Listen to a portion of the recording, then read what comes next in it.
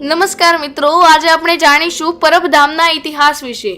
દેવીદાસ બાપુના પરબનો ઇતિહાસ. ઈસવીસન સનના 18મા સૌકારના સમયમાં પ્રવાહો સૌરાષ્ટ્ર માટે કપરા પસાર થવાનું ઇતિહાસકારો નોંધે છે. આ સમયે પ્રવર્તેલા દુષ્કાળથી કચ્છ અને સિંધમાંથી દુકાળગ્રસ્ત માનવ સમુદાય સૌરાષ્ટ્રમાં ઉતરી પડેલો અને ભૂખ તરસ સંતોષવા ચારે તરફ ફરતો હતો. વારંવાર પડેલી કુદરતી આફતોના આ કપરા સમયમાં સોરઠના અનેક સંતોએ પોતાના સ્થાન અમર કર્યા છે અને દરેક માનવીને એક સરખો ગણી નાત જાતના ભેદભાવ ન રાખ્યા. ભૂખ્યાને આશરો અને રોટલો આપવાનો, માનવીની સેવા ધર્મનું અનુકરણ કરવાનો સંદેશો આપી ગયા.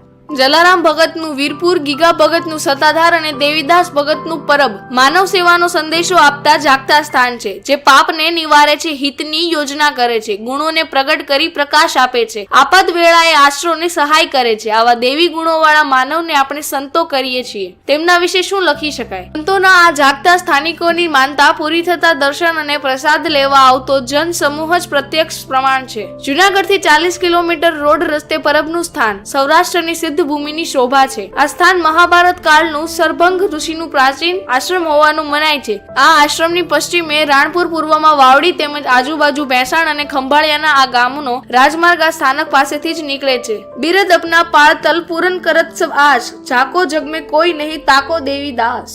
આવી પ્રચલિત લોકોક્તિઓનો પરબના આ સ્થાનકનું 2 સૈકા પૂર્વે ચૈતન્ય જાગતું કરનાર દેવીદાસનું સંત જીવન પૂર્વેનું નામ દેવો ભાગત હતું. તેમના પિતા પૂજા ભગત અને માતા સાજણબાઈ ભાવિક શ્રદ્ધાળુ રબારી દંપતી હતા. દેવા ભગતે માનવ સેવાની શરૂઆત છોડવડી ગામેથી શરૂ કરી હતી. તેમના ગુરુ જેરામ ભારથી ગિરનારના સંત મહાત્મા હતા. તેમાં લાંબડીધાર ઉપર તેમના બેસણા થતા હતા.